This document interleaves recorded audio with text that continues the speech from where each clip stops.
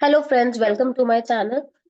सीबीटीटी ने latest notification issue किया है और उस नोटिफिकेशन के थ्रू उनने ITR 1 and ITR 4 for financial year 23-24 notify कर दिया है।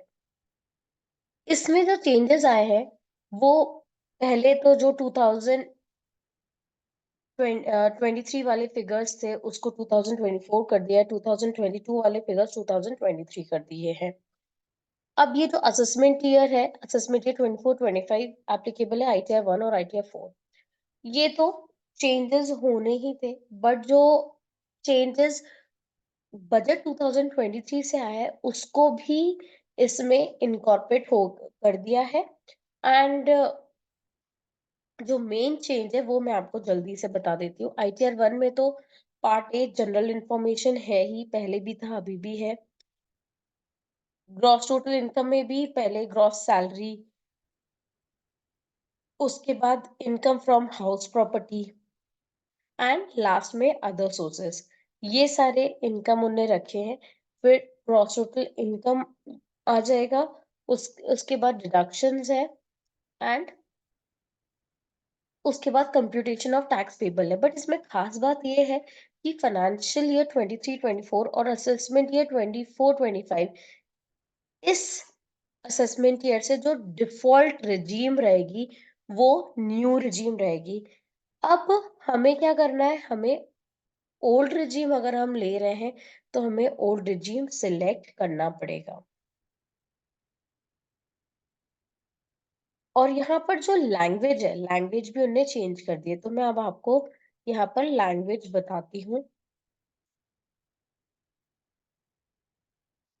देखिए, A28, do you wish to excise the option under section 115 BAC subsection 6 of opting out of new tax regime. तो ये सबसे इम्पोर्टेंट चेंज है, क्योंकि इस असेसमेंट ईयर 24-25 से जो डिफॉल्ट रिजीम है वो न्यू टैक्स रिजीम है। इसका ये मतलब है कि जुलाई 24 तक जो ड्यू डेट है, आप रिटर्न फाइल कर देते हैं तो आपके पास ऑप्शन रहेगा कि आप ओल्ड रिजीम सिलेक्ट कर सकते हैं। बट आप within due date return नहीं फाइल करते, बिलेटेड रिटर्न फाइल करते हैं, तो आपको सिर्फ और सिर्फ न्यू टैक्स रिजीम ही मिलेगा ऑप्शन। ओल्ड रिजीम आपके पास नहीं रहेगा अवेलेबल। ओल्ड रिजीम सिलेक्ट करने का जो ऑप्शन है वो सिर्फ ड्यू डेट पे ही रिटर्न फाइल करने का है। तो ये तो सबसे बड़ा चेंज है। नेक्स्ट आईटीआर 4 की मैं बात करूं, आईटीआर 4 में भी सबसे पहले वो असेसमेंट उन्होंने चेंज कर दिया। फिर उसमें अगेन मैंने अभी आपको जो आईटीआर 1 में बताया था कि आपको जो न्यू टैक्स रिजीम है वो डिफॉल्ट रिजीम रहेगी। ओल्ड रिजीम अगर आपको ऑप्ट करना है तो आपको स्पेसिफिकली क्वेश्चन में सिलेक्ट करना पड़ेगा कि आप ओल्ड रिजीम सिलेक्ट करना चाहते हैं। यहाँ पर A23 में ये क्वेश्चन है, have you exercise the option under section 11 BAC subsection 6 of opting out of new tax regime, no या yes within the due date. क्योंकि ये जो ऑप्शन है ये सिर्फ within the due date वालों के लिए। आफ्टर ड्यू डेट के लिए आपके पास एक ही ऑप्शन रहेगा, to file the return under new tax regime. और जब आप ओल्ड टैक्स रिजीम ऑप्ट करेंगे तो आपको फॉर्म 10 IEA भी फाइल करना पड़ेगा।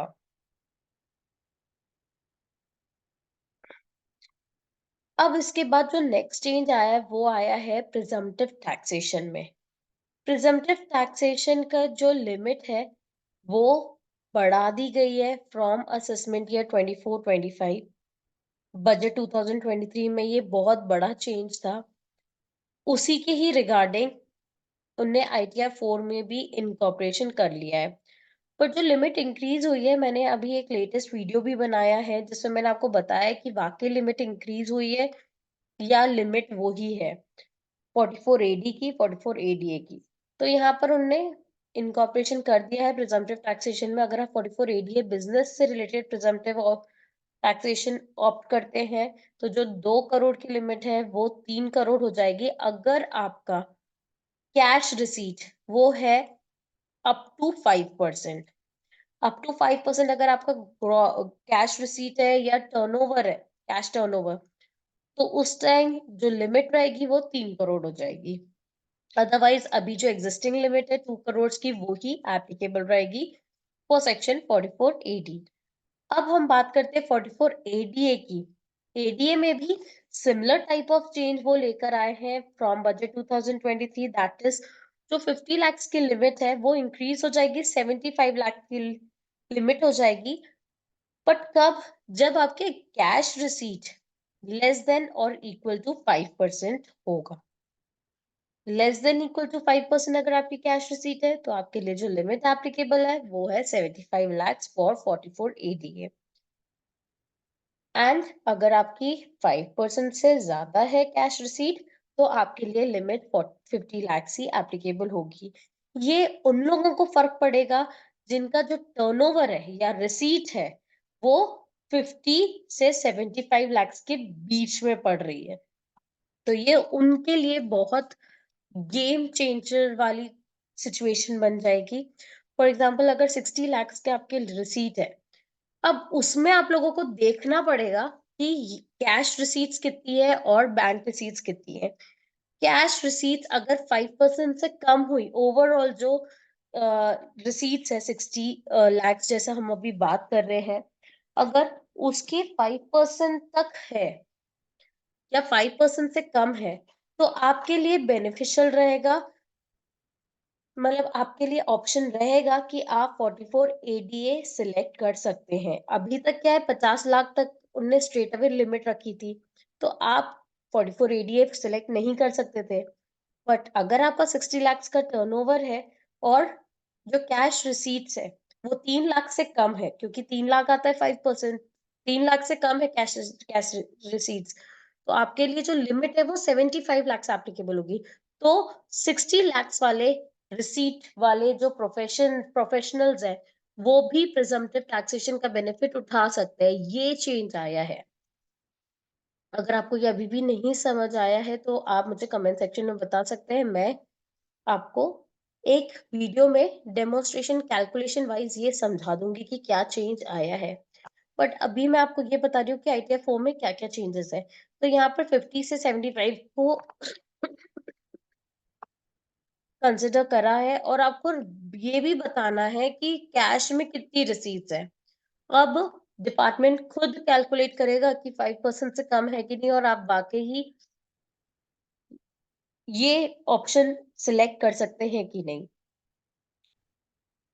तो ये जो इम्पोर्टेंट चेंजेस बजट 2023 से आए हैं वो उन्हें इनकॉर्पोरेट करके अभी से आईटीआर नोटिफाई कर दिया। आईटीआर 1 और आईटीआर 4 अभी तक नोटिफाई हुई है। आप देख सकते हैं ईयर बाय ईयर बहुत फास्ट ये चेंजेस हो रहे हैं, बहुत जल्दी नोटिफाई कर रहे हैं रिटर्न, जिससे उनकी जो यूटिलिटी है वो भी टाइमली अवेलेबल हो और आप लोग टाइमली रिटर्न फाइल कर सकते हैं। होप आपको ये वीडियो हेल्पफुल लगा है तो प्लीज मेरे वीडियो को लाइक करें एंड चैनल को सब्सक्राइब करें। Thank you.